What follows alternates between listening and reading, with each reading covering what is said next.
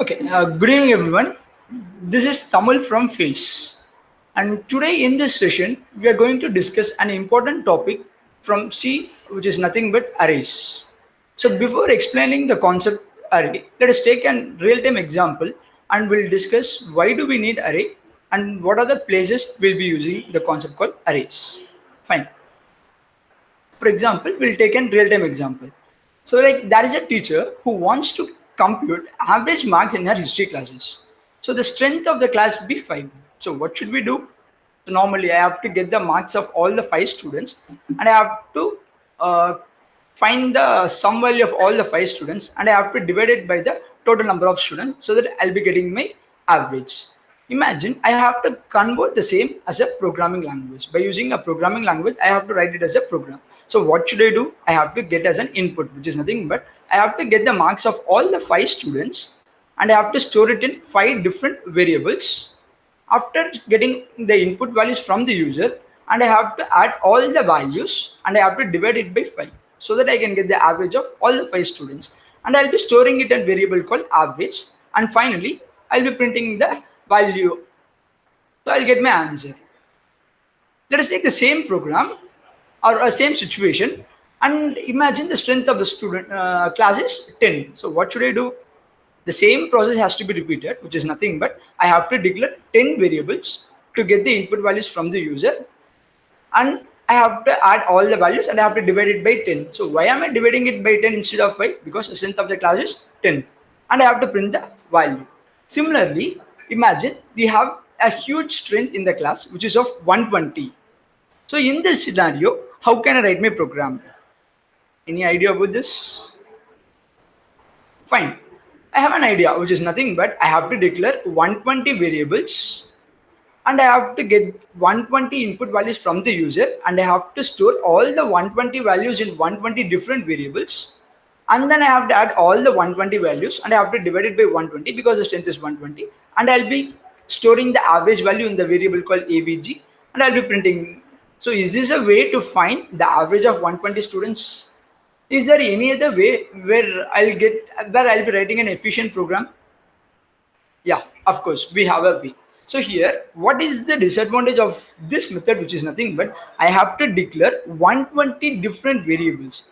And it's really tedious to remember all the variable names.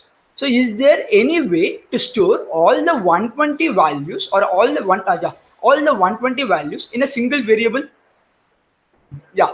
So for this, I'll be using a concept called arrays. What is mean by an array? An array, which is nothing but collection of homogeneous elements. Elements are nothing but similar elements. To store similar elements, I'll be using the concept called arrays. The same scenario, I can write a program or I can come up with a program with the concept called arrays, which is nothing but I'm going to store all the 120 marks in a single variable instead of declaring 120 different variables. That's it. The problem was too many variables, and let's find a solution for that.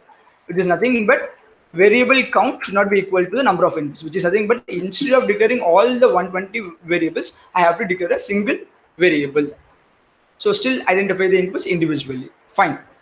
A solution as is nothing but I'm going. Let us take 5 values here. I'm getting the marks of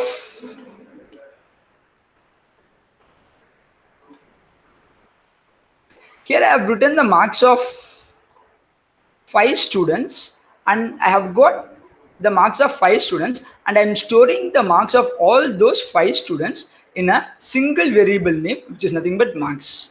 So here I have stored multiple values. So how to and the size of this is 5 and whenever you're declaring an array, if you are going to initialize the values of an array, it is not mandatory to mention the size. So here how to declare an array, we'll discuss this first. This is the way I'll be storing all the marks, which is nothing but marks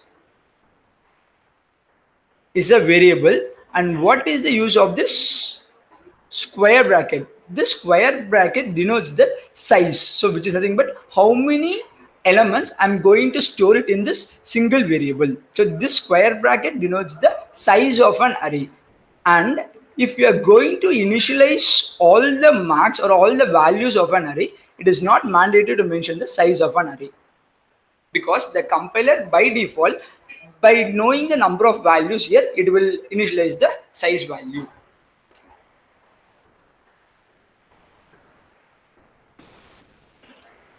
So marks is nothing but which holds a list of numbers, which is nothing but, as I said, it will store all the values in a single variable name. The type which is called as array indicated by square bracket. The square bracket denotes the size of an array.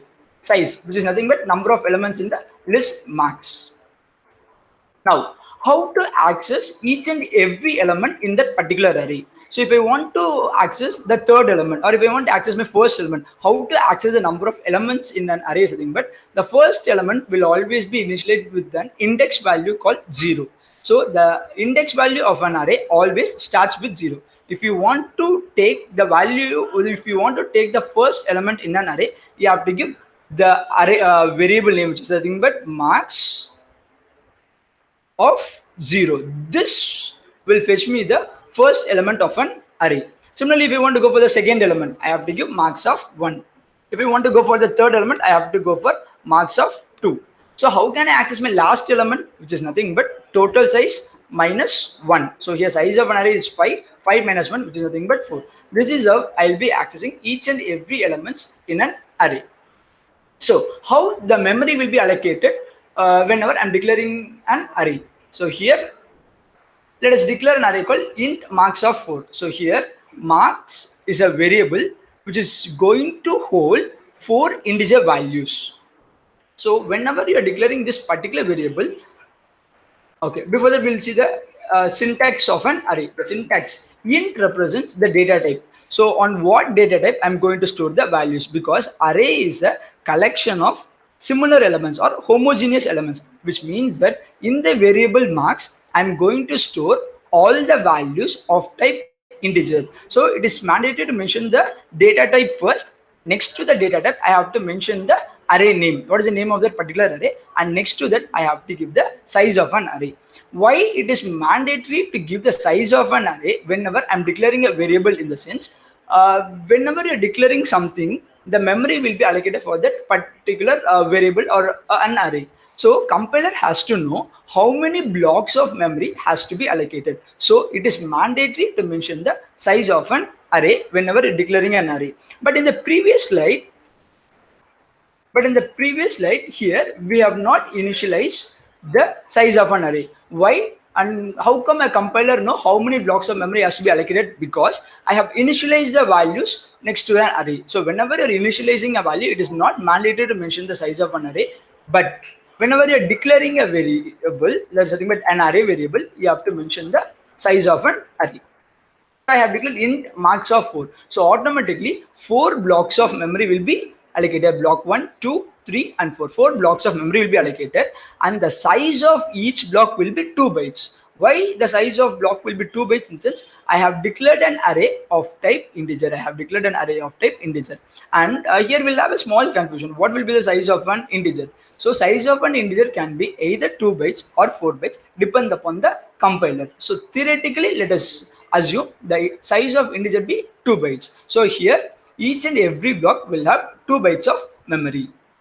So here let us take some random value, and here whenever you're declaring a variable, memory will be allocated, and what is the value will be stored in that particular memory, in the sense it can be a garbage value or 0, depends upon the compiler. In the older versions of in the older version, it stores the garbage value, but nowadays we are using online compilers of GCC compilers. It starts initializing the value as 0.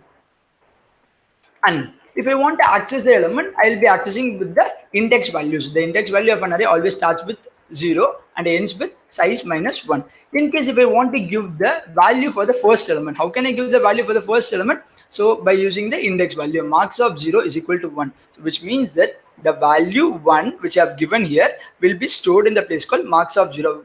Marks of 0 is nothing but this. So in this particular location, the first value will be stored. Similarly, the second element will be stored in marks of 1. The third value will be stored in marks of 4. The last value will be stored in marks of 4.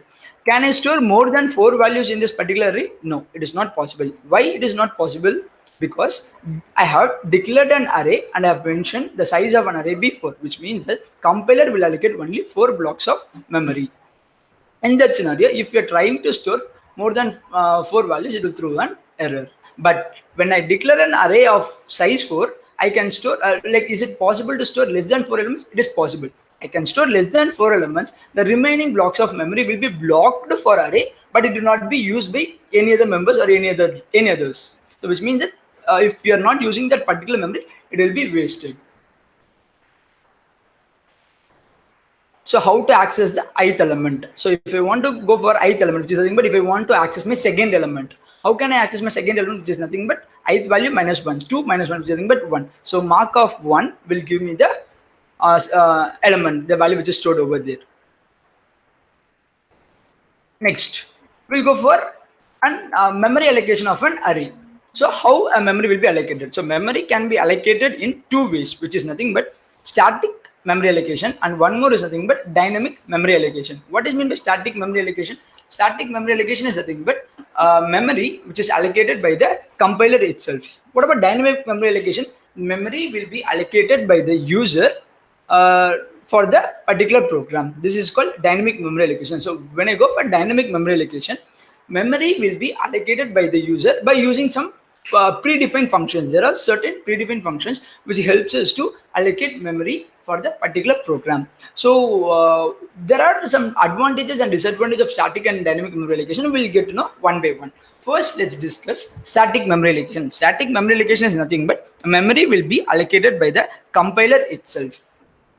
Fine. So hash include std.h, which is nothing but preprocessor directive.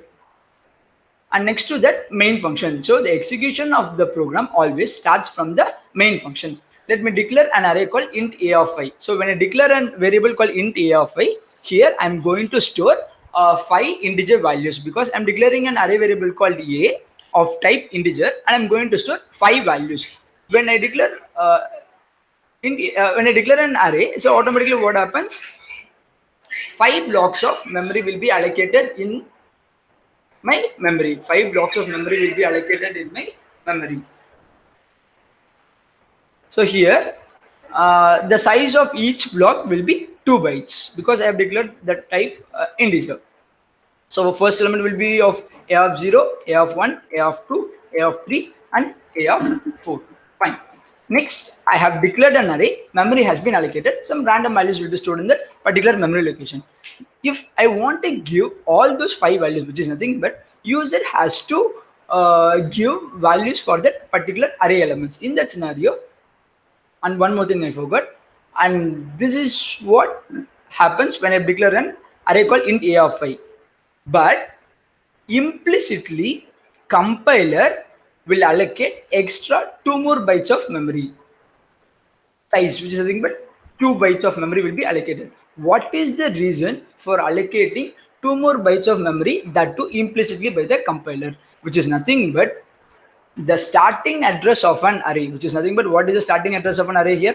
The starting address of an array, which is nothing but 1000. So the starting address of an array will be stored in this particular memory location. The starting address of an array will be stored in that particular memory location. What is the starting address of an array? 1000.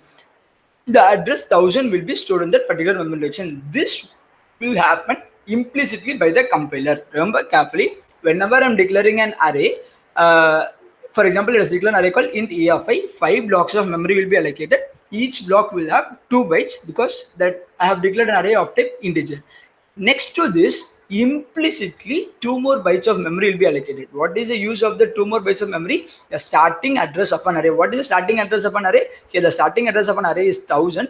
The value 1000 will be stored in that particular memory location.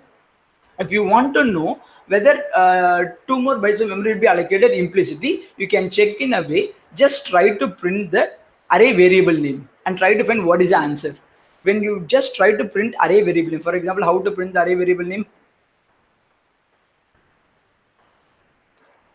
I can give, like for example, let me write here printf percentage d comma, what is my array name? My array name is nothing but a. So when you try to print a, what happens, what will be printed in the sense, the base address of an array will be printed, because I have my compiler has allocated another 2 more bytes of memory implicitly, and in that memory location the value 1000 will be stored. That is why we'll be calling array as an implicit pointer. What is mean by pointer? Pointer is nothing but which is used to store the address of another variable. So implicitly 2 more bytes of memory will be allocated. In that particular memory location, the base address of an array will be stored. And when I try to print the starting address of an array, so starting address, so what is the starting element of an array? Which is nothing but a of 0. The starting element of an array is nothing but a of 0. If I want to know what is the starting address of an array, I can go for ampersand. So if I give printf percentage d comma ampersand a of 0, I'll get my answer as 1000. So both will print me the same value. So from this I can say that implicitly 2 more bytes of memory will be allocated. In that particular location, the base address of an array will be stored. Now let's discuss how to get the input value from the user. Before getting the input value from the user, I need to know what is the size of an array. What I have done is this, I have blocked 5 blocks of memory, but if I want to access only 3 elements, I have to get the size of an array from the user by using a variable n. And by using scanf ampersand n, I'll be getting the size of an array. Imagine I'm going to give my size value as 3. I'll be using a for loop because I'm going to get the array elements from the user, which is happening for n times, because I'm getting the size of an array. I have got the size of an array and I have stored it in the variable called n. I'm going to get input values for n times. So I'll be repeating the loop until that condition becomes false. So int I equal to 0, I less than an I plus plus, and scanf percentage d comma ampersand a of I. So why am I giving ampersand a of I? The first value of I is nothing but 0. The first element will be stored in a of 0. So ampersand a of 0 is nothing but in that particular address, the first value which I'm going to give, that will be stored in that memory location. Let us imagine the first value is 1. So 1 will be stored in a of 0, and 2 will be stored in a of 1, and 3 will be stored in a of 3. And when I go for my I value as 3, 3 less than 3, condition becomes false. It comes out of the for loop. I have got the input values from the user. Now, how to print the values which is present in an array? Similarly, I have to go for a for loop and I have to print the value. In this scenario, I should not give ampersand, because ampersand is nothing but address of, or the exact name of that particular operator is nothing but reference operator. So here, if I give ampersand a of I, what will it throw me any error? No, it will not throw me any error.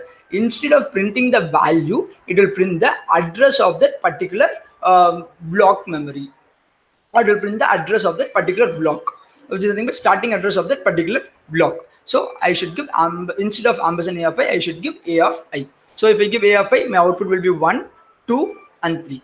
So at the end, I have to give return 0, because I have declared my main function as int.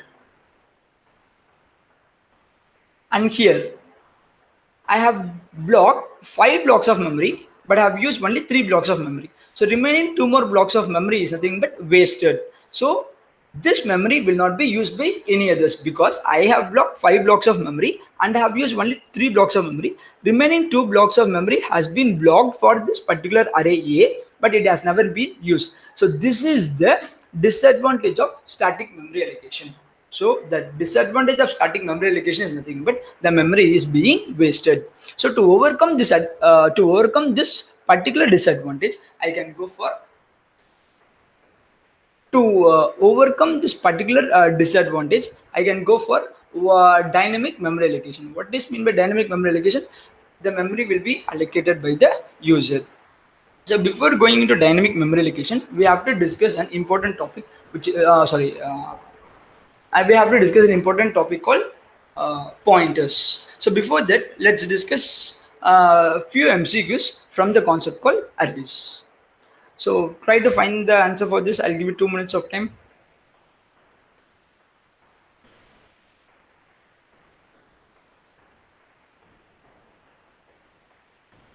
Okay. So try to find the answer for this particular MCQ. So the execution of the program always starts from main function. I have declared an array of size 20 and I have given only 3 elements. Yeah, of course, this is possible because I have blocked 20 blocks of memory but I have given only three values. The remaining 17 blocks of memory will be wasted, of course, but that doesn't matter over here. I need to find the size of an array. What is meant by size of? Here, size of is a special operator. Actually, it is an operator. What does it do in the sense? Size of operator will always return me the size of that particular operand. What is the operand? Let us take an expression. Let us take an expression called okay, let us take an expression called a plus b. So this is an expression. In this particular expression, plus is called as operators, and a and b are called as operands. Then what is the use of size of operator? Size of operator is used to find the size of the particular operand. Here what I have as size of a. So a is nothing but operand, the array. So what will be the size of the array? As I said earlier, the size of an integer be either 2 bytes or 4 bytes, depend upon the compiler. So I have declared my array of size 20. So size of that particular array will be either 40 or 80. Why it is 40 or 80? In the sense, I have blocked 20 blocks of memory. If the size of an array is 2 bytes, 20 into 2, it will be 40. Or if the size of an integer be 4 bytes, 20 into 4, which will be 80. My answer is option D, 40 or 80. Those have been correct answers. Good. Try for the next one. I have declared int a of 3 and I have initialized 3 values, and I have to print 2 of a. So what is meant by 2 of a? So I'll give you a minute, try to find what is meant by 2 of a. We have seen a of 0, a of 1, a of 2, which is nothing but the element, the first element, second element, and third element. But here instead of a of 2, they have given us 2 of a. What is the meaning of this? It's nothing but both are same. So I can access my element by using a of 0, or I can write which is more or less 0 of e. So both are same. Or I can give a of 1, 1 of e. I can give a of 2 or 2 of e. So both are equal, which is both are same. So here I'm going to find what is my third element. How can I say it is my third element? Because the index value of an array starts from 0. So 0 is my first element. This represents my first element. 0 represents my first element. The index value 1 represents my second element. The index value 2 represents my third element. Here I am going to print what is my third element in an array. The third element in an array is nothing but 3. My answer is 3. Yeah. Finally, let's end up this MCQ with a challenging question. So let's go for this MCQ and try to find what is the answer. Guys, please be careful when you're solving this particular MCQ. It is a bit challenging one.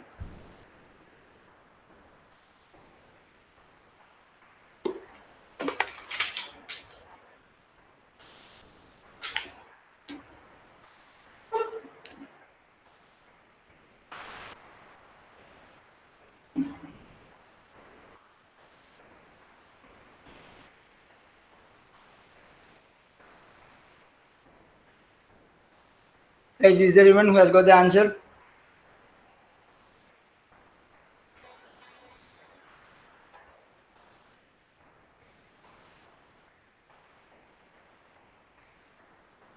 Is it option A, B, C, or D?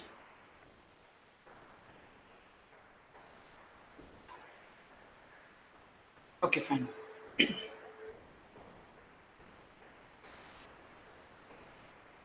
Okay, so the answer is option A. Guys, who has got the answer? Good. Okay, now let me explain the answer, why it is option A. Fine. So I have declared an array of size 5. So here I have initialized 5 values, which is 5, 1, 15, 20, and 25. So I can access these elements by using the index value, which is 0, 1, 2, 3, and 4. So these are all the index value of these particular elements. I have declared 3 more variables, I, j, and m. Fine. I equal to plus a of 1. What do you mean by a of 1? A of 1 is nothing but my second element in an array. So it will go for the index value 1. The second value, what is my second value? Plus a of 1, which is nothing but this value in the value in the array of index value 1 will be incremented, because in the 1 will be incremented to 2 because I'm incrementing the second element in an array, and that particular value will be stored in I. Now the value of I is nothing but 2. Next, j equal to a of 1 plus plus. What is the meaning of this a of 1 plus plus? Here again I'm going for the second element in an array, the index value, which is 1.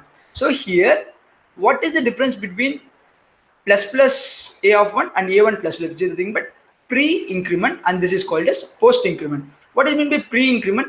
The value will be incremented first and then it returns. What about post-increment? First the value of a of 1 will be returned and then it will be incremented. So in this scenario, what happens? It will return the value of a of 1. What is the value of a of 1? A of 1 is nothing but 2. It will return the value of a of 1 and that will be stored in the variable j.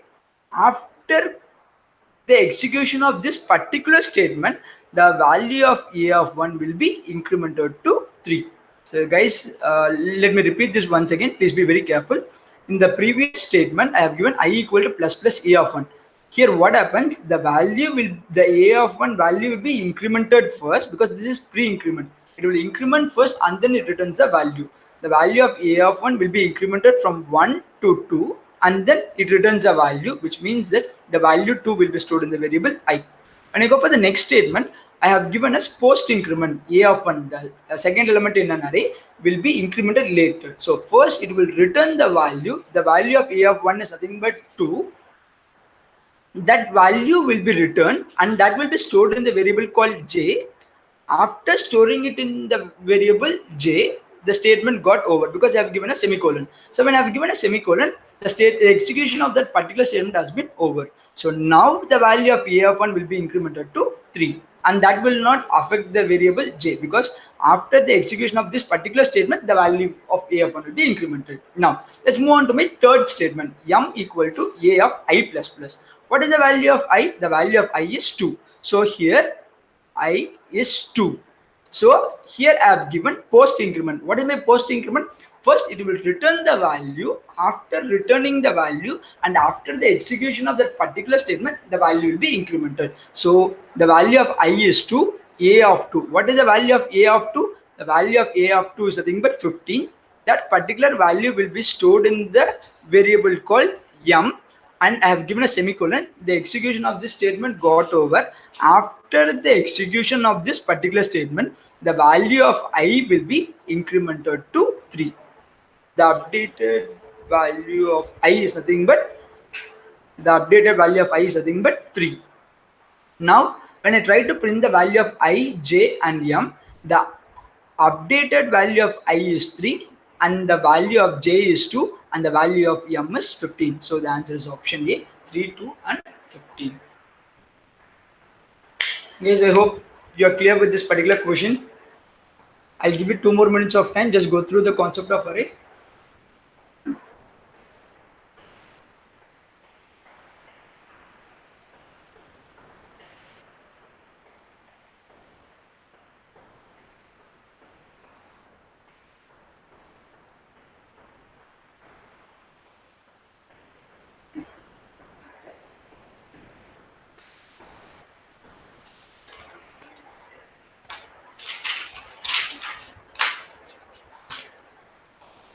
Fine.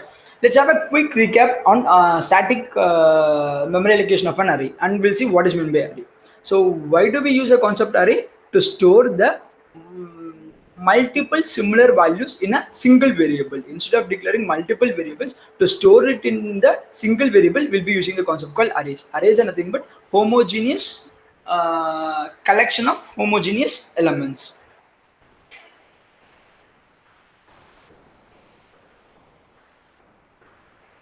And to access the element in an array, we have to go for the concept called index values. The starting index value of an array will be 0 and the ending index value of an array will be size minus 1.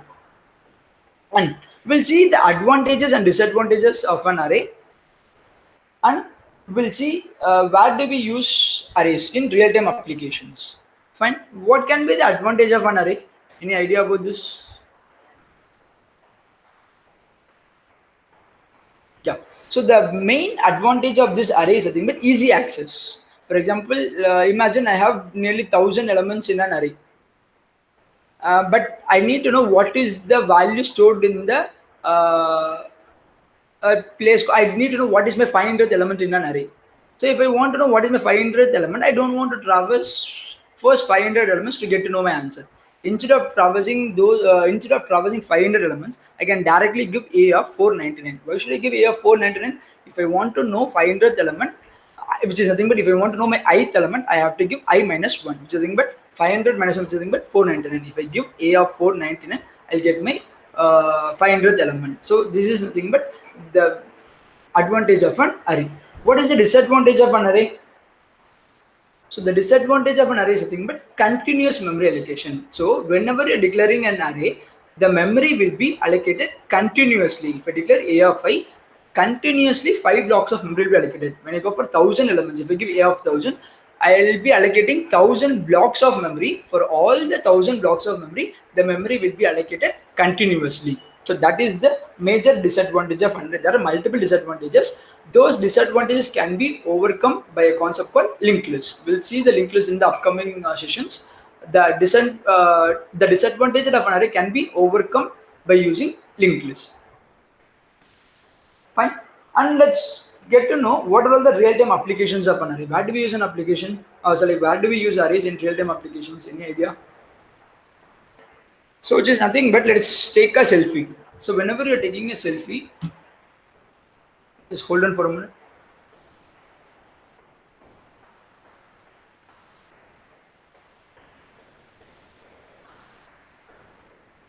No, like I have seen like someone is asking a question. Dinesh, I'll answer your question.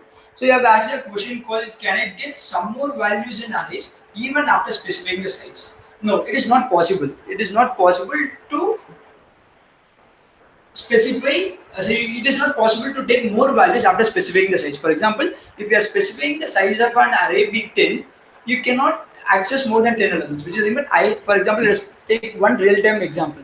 You are going for a movie and you are booking a ticket for a movie. For example, you are going with a gang of 10 members, so you'll be buying only 10 tickets. So will they allow 15 members to enter into the cinema hall? Obviously it is not possible, right? So similarly for an array, if you have declared an array size of 10, it is not possible to store more values of that particular size. I hope you're clear with this. If you're declaring a size of an array be 10, you can store 10 values.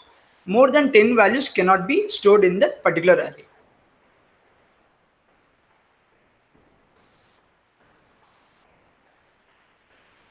So guys, I'll give you another 2 more minutes. If you have any questions, you can post it in the comment section.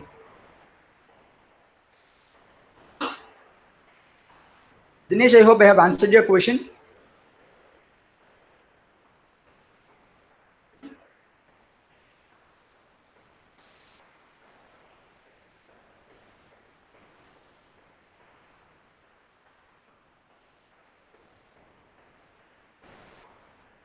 No, it will not store. If we have declared a of I, if I give more than 5 input, it will not be stored.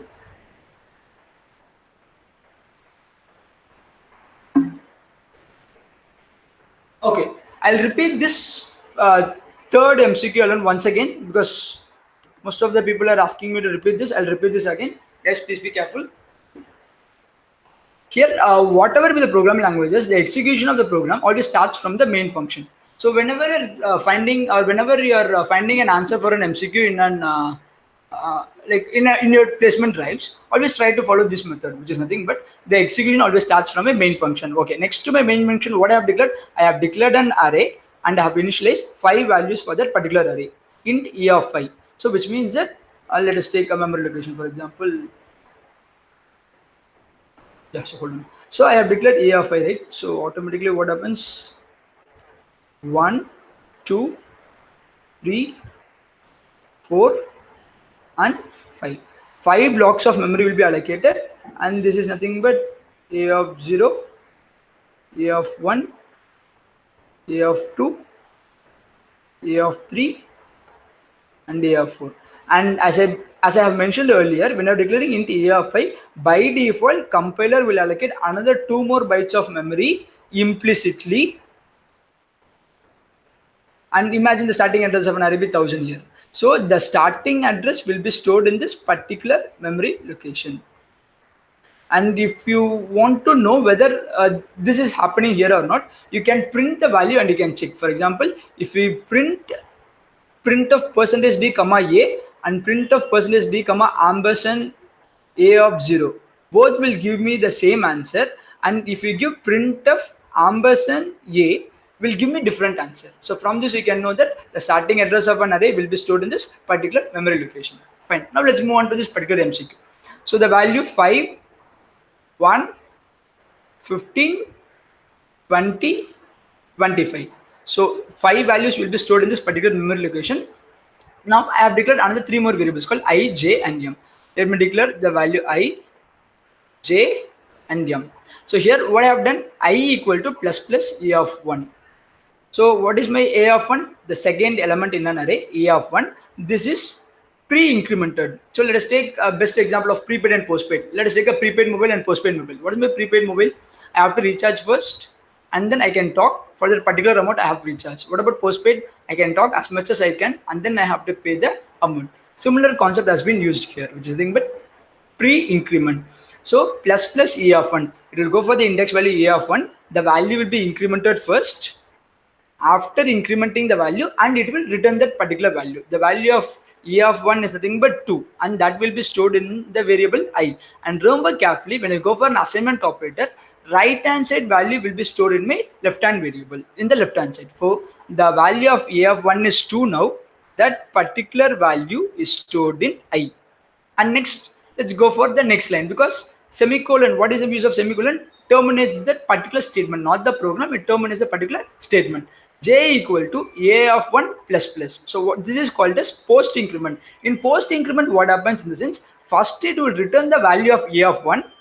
After returning the value of a of 1, it will increment that particular value. What is the value of a of 1? The value of a of 1 is 2. It will return the value of a of 1 to j, which is nothing but 2. After that, a of 1, and I have given a semicolon. What is of semicolon? Termination of this particular statement. Once after the execution of this particular statement, the value of a of 1 will be incremented. What is the value of a of 1? The value of a of 1 will be incremented to 3. Now, when I go for m equal to a of I plus plus, here I have given post increment. Post increment, what is the meaning of post increment? It will return the value first and then it will increment. The value of I is 2 and it will return the value of I first. What is the value of I? The value of I is 2. So here it denotes a of 2. What is the value of a of 2? The value of a of 2 is 15. That will be stored in the variable m. So the value stored in the variable m is nothing but 15. After this, I have given a semicolon. What is the meaning of semicolon? Termination of the statement. So the statement, execution of the statement got over. Now the value of I will be incremented because I have given post increment. The value of I will be incremented as 3. I am printing the value of I, j, m. So the value of I will be 3, j will be 2 and m will be 15. So answer is option E.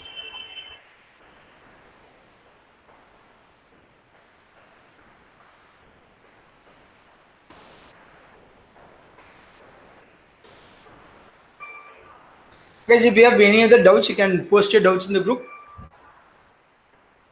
I'm sorry. Post your doubts in the comment section.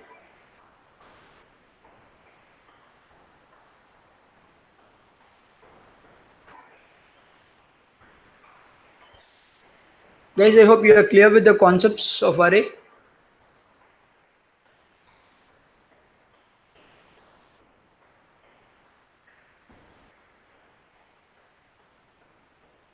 And guys, one more information. In the description, I have given a link. So where you have some practice problems on arrays. By using that particular link, you can, after the end of the session, like you can go to that link and you can practice the programs on the concept called arrays. Yeah, I'll tell you. I'm sorry if I pronounce your name wrongly. Prabhanchan Pandey. I'll tell you the applications of an array.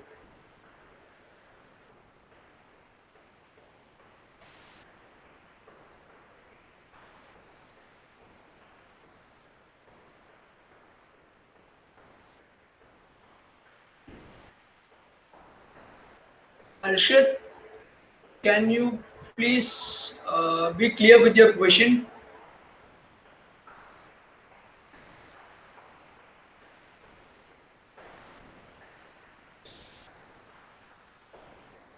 Imagine, like for example, I have partially have understand your question and I'm answering your question, Arshad.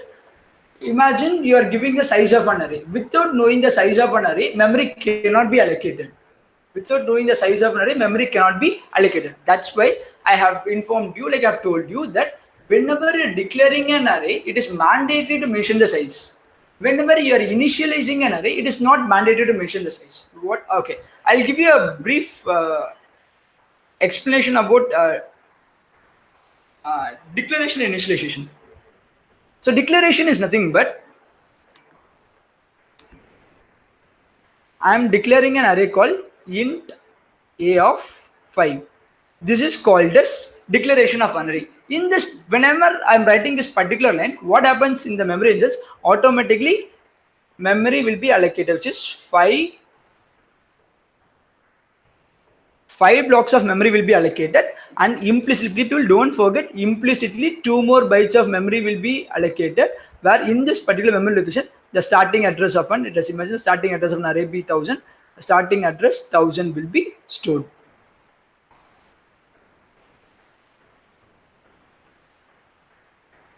1002, 1004, 1006, and 1008. A of 1, A of 2, A of 3, and A of 4. So whenever I'm declaring an array int A of I, memory will be allocated. That's all. This is called as declaring an array. What is maybe initializing an array in the sense? I'm giving the value. For example, 1, 2, 3, 4.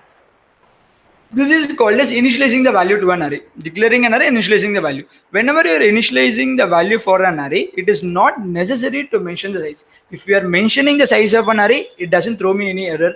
Or if you're not mentioning the size of an array, it doesn't throw me any error. Because based on the number of elements present in an array, that many blocks of memory will be allocated by the compiler itself. So this is also correct. And in case if you are declaring an array like this, int a, what happens here in the sense, compiler doesn't know how many blocks of memory has to be allocated, because I have not mentioned how many elements I'm going to store. So here compiler will have a confusion to allocate the memory for an array. So here if I'm not mentioning the size of an array, it will have a confusion to allocate how many blocks of memory. So this is the wrong way of declaring an array. This is the correct way of declaring an array, and this is a correct way of initializing the values. Or I can give int a of 3 equal to 1, 2, 3. That's all. When I've declared the size of an array be 3, I cannot give more than 3 values. It is not possible. And to access the elements, the index value always starts with 0, 0, 1, and 2. Because these kind of questions can be asked in MCQs. Whenever you're going for MCQs, these kind of things they'll be asking. They'll be asking you whether this is a proper way of declaring an array or so and so.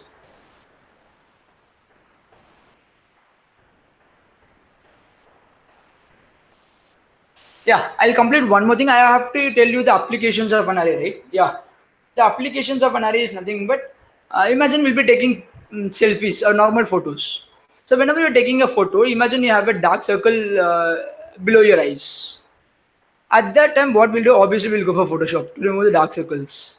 So whenever you're going for that Photoshop, and you'll be cropping that particular place and you'll be removing that. So you're cropping that particular section, which is nothing but it's like a square box. So whenever you're cropping and a particular square box size, it is nothing but rows and columns. It is of matrix. So it is nothing but an application of an array. Or whenever you're cropping an image, whenever you're zooming an image, it is nothing but matrix multiplication, because you're increasing the size. Whenever you are reducing the size of that particular photo, you are reducing the size, which is nothing but matrix division. That is nothing but two-dimensional array. So far we have declared, we have discussed one-dimensional array, but this is nothing but the example of two-dimensional array. So cropping an image, so there arrays takes place. That is one of the best example. Or there are some tickets where we go for railway reservations. So we have seating numbers 1, 2, 3, 4, 5 numbers, but set of numbers. I have seat numbers from 1 to 100. So I need to know store the passengers' names. So I can use arrays. So these are all the applications of an array, real-time applications. the best application of an array, when you go for technically we can say the applications of an array be many things like storing continuous values or so and so.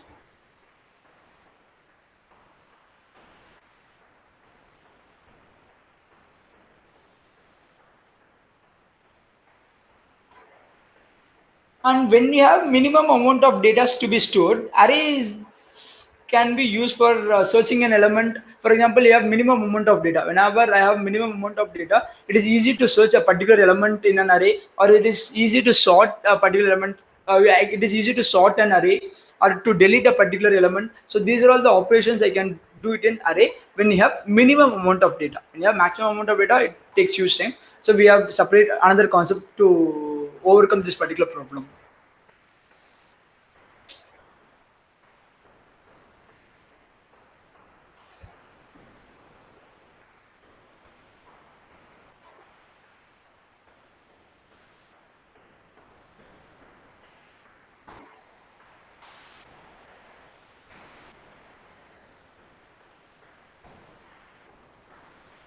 Guys, in this session, we have discussed only about static memory allocation. So, dynamic memory allocation will be discussed in the next session. And one more thing, like compared with static memory allocation, dynamic memory allocation is preferable because what is the disadvantage of static memory allocation? The disadvantage of static memory allocation is wastage of memory. So that is the disadvantage of static memory allocation. So those particular disadvantages can be overcome by using dynamic memory allocation. So dynamic memory allocation is nothing but the memory will be allocated by the user by using for some predefined functions.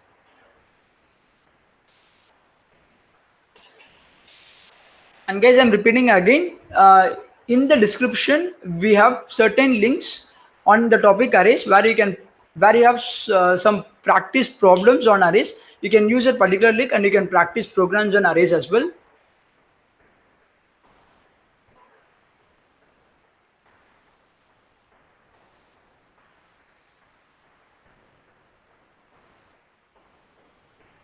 Guys, we'll be coming up with many sessions like this where we'll be discussing each and every topics on C, because I hope most of you have started preparing for your placements.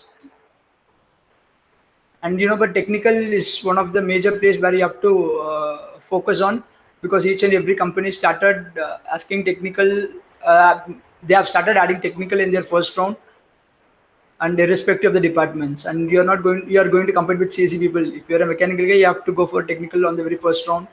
So start practicing. I'm not saying you have to practice only on technical. You have to give equal importance for aptitude as well.